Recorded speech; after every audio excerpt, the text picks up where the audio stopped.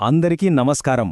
అపారమైన భక్తికి, అంతుచిక్కని రహస్యాలకి నిలయమైన తిరుమల గురించి ఈరోజు మనం మాట్లాడుకోబోతున్నాం. ఆ 7 కొండల వెనుక దాగి ఉన్న ఒక మహా అద్భుతమైన గాథను విశ్లేషిద్దాం. అవును, మీరు విన్నది నిజమే. ప్రపంచంలోనే అత్యంత ధనవంతుడైన దేవుడని మనం నమ్మే శ్రీవెంకటేశ్వరస్వామి తన వివాహం కోసం అప్పు చేశారు. అసలొక దేవుడికి అప్పు ఎందుకు అవసరమైంది? ఈ వింతైన ఆర్థిక రహస్యం వెనుక అసలు కథేంటో చూద్దాం. ఈ కథ మొత్తం ఒక చిన్న సంఘటనతో మొదలవుతుంది. ఒక మహర్షికి వచ్చిన విపరీతమైన కోపం దైవలోకాల గతిని ఎలా మార్చేసింది? ఆ సంఘటన వెనుకున్న నాటకీయతను ఇప్పుడు పరిశీలిద్దాం. అంతే అనుకుంటే పొరపాటే. తిరుమలలో కొలువైన ఆ మూలవిరాట్టుకు సంబంధించి సైన్సు కూడా అందని ఎన్నో అద్భుతాలు ప్రచారంలో ఉన్నాయి. ఈ అద్భుతాలన్నీ మనం ఇప్పుడు చేయబోయే కథాప్రయాణానికి పునాది వేస్తున్నాయన్నమాట. సరే, మరి ఈ ప్రశ్నలన్నింటికీ సమాధానాలు తెలియాలంటే మనం కథ మూలాల్లోకి వెళ్ళాలి. ఈ రహస్యాలను ఛేదించడానికి మనం కాలంలో కొంచెం వెనక్కి ప్రయాణించాల్సిందే. ముందుగా ఈ గాథకు కేంద్ర బిందువైన సప్తగిరులు అంటే ఆ 7 కొండల పుట్టుక వెనుక ఉన్న కథేంటో చూద్దాం. పురాణాల ప్రకారం వాయుదేవునికి ఆదిశేషునికి మధ్య ఒక బలపరీక్ష జరిగింది. ఆ భీకరమైన పోరులో మేరుపర్వతం నుంచి ఒక భాగం విడిపోయి భూమిమీద పడిందట. అదే శేషాచలం. ఆశ్చర్యకరమైన విషయమేంటంటే సైన్స్ కూడా ఈ కొండలు అత్యంత పురాతనమైనవని చెబుతోంది. అంటే సుమారు 500 మిలియన్ సంవత్సరాల క్రితం భూమిపై ఇంకా జీవమే పుట్టకముందు నుంచే ఈ కొండలు ఉన్నాయన్నమాట. సరే, ఇప్పుడు మనం అసలు కథలోకి వద్దాం. సాక్షాత్తు శ్రీ మహావిష్ణువు తన నివాసమైన వైకుంఠాన్ని వదిలి భూలోకానికి ఎందుకు రావలసి వచ్చింది? కథ భృగు మహర్షితో మొదలవుతుంది. ఆయన ఒక యజ్ఞఫలాన్ని త్రిమూర్తులలో ఎవరికి ఇవ్వాలని తేల్చడానికి బయల్దేరాడు. బ్రహ్మ, శివుడు తనని పట్టించుకోలేదని వాళ్ళిద్దర్నీ శపించాడు. చివరికి వైకుంఠానికి చేరుకున్నాడు. అక్కడ విష్ణువు నిద్రిస్తూ కనిపించేసరికి ఆగ్రహం పట్టలేక లక్ష్మీదేవి నివాసమైన ఆయన వక్షస్థలంపై గట్టిగా ఒక్క తన్ను తన్నాడు. అప్పుడు చూడాలి, తన భర్తనొకరు తన్నినా విష్ణువు శాంతంగా ఆ మహర్షి పాదాలు ఒత్తడం మొదలుపెట్టాడు. అది చూసి లక్ష్మీదేవికి తీవ్రమైన అవమానం అనిపించింది.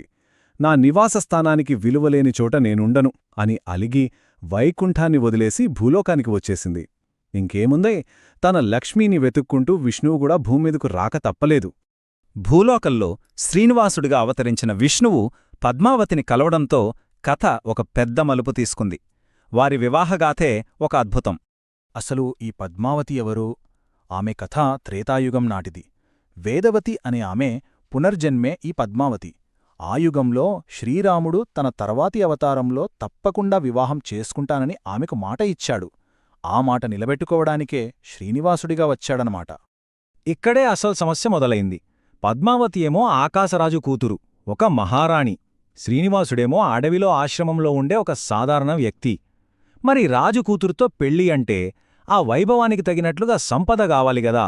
కాని శ్రీనివాసుడి దగ్గర ఏమీ లేదు. అప్పుడు శ్రీనివాసుడు సంపదకు అధిపతి అయిన కుబేరుణ్ణి దగ్గర అప్పు తీసుకున్నాడు.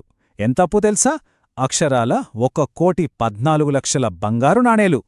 ఊహించండి, ఆ కాలంలో అది ఎంత పెద్ద మొత్తమో. ఈ అప్పు ఒప్పందం చాలా ప్రత్యేకమైనది. దీని ప్రకారం మనమిప్పుడు జీవిస్తున్న ఈ కలియుగం ముగిసేంతవరకు శ్రీనివాసుడు అసలు చెల్లించక్కర్లేదు. కేవలం వడ్డీ కడితే చాలు. మరి ఆ వడ్డీ ఎలా కడతాడు? తనని నమ్మి వచ్చే భక్తులు హుండీలో వేసే కానుకల నుంచే ఆ వడ్డీ తీరుస్తానని మాట ఇచ్చాడు. బ్రహ్మ, శివుడు సాక్షులుగా ఈ ఒప్పందం జరిగింది. అందుకే ఇప్పటికీ మనం వేసే ప్రతి కానుక ఆ దైవరుణం తీర్చడానికే అని భక్తులు బలంగా నమ్ముతారు. సరే, ఇది పురాణగాథ. మరి వాస్తవ చరిత్ర ఏం చెబుతోంది? ఈ ఆలయాన్ని ఎవరు, ఎలా నిర్మించారు? ఇప్పుడు మనం పురాణాల నుంచి చరిత్రలోకి ప్రయాణిద్దాం.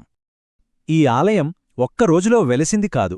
శతాబ్దాలుగా ఎందరో రాజులు దీని అభివృద్ధికి పాటుపడ్డారు.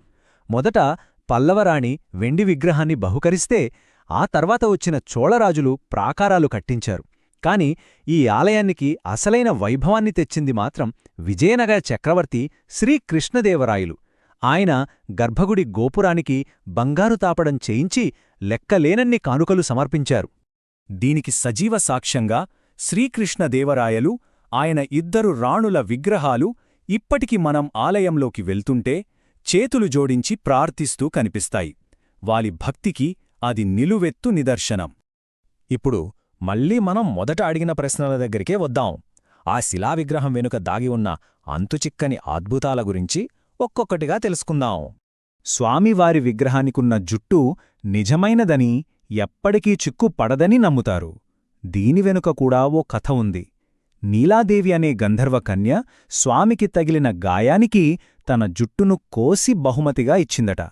అందుకే మనం కూడా మన అహంకారాన్ని వదిలేసి స్వామికి తలనీలాలు సమర్పించడం ఒక సంప్రదాయంగా మారింది. ఇక ఇది వింటే మీరు ఖచ్చితంగా ఆశ్చర్యపోతారు. గర్భగుడి ఎంత చల్లగా ఉన్నా స్వామివారి విగ్రహం మాత్రం ఎప్పుడూ 110 డిగ్రీల ఫారెన్హీట్ వేడితో ఉంటుందట. అంతేకాదు, అభిషేకం చేశాక విగ్రహంపై చెమట బిందువులు కూడా కనిపిస్తాయని అర్చకులు చెబుతారు. ఇది అద్భుతం కాక మరేంటి? ఇంకా చెప్పాలంటే, గర్భగుడిలో ప్రశాంతంగా ఉన్నప్పుడు విగ్రహం వెనక భాగానికి చెవి ఆనించి వింటే సముద్రపు అలల ఘోష వినిపిస్తుందనేదొక ప్రగాఢ విశ్వాసం. వైకుంఠంలో క్షీరసాగరంపై ఉండే స్వామికి గుర్తుగా ఇలా జరుగుతుందని భక్తులు భావిస్తారు. స్వామి గడ్డం మీద రోజూ పచ్చకర్పూరం పెడతారు కదా, దాని వెనక ఒక భక్తుడి కథ ఉంది.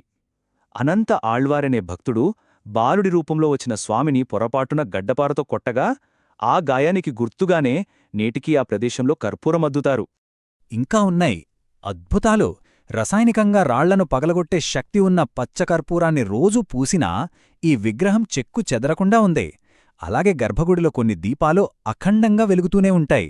వాటిని ఎవరు ఎప్పుడు వెలిగించారో ఎవరికీ తెలీదు. అవి వేల సంవత్సరాలుగా వెలుగుతూనే ఉన్నాయని నమ్మకం.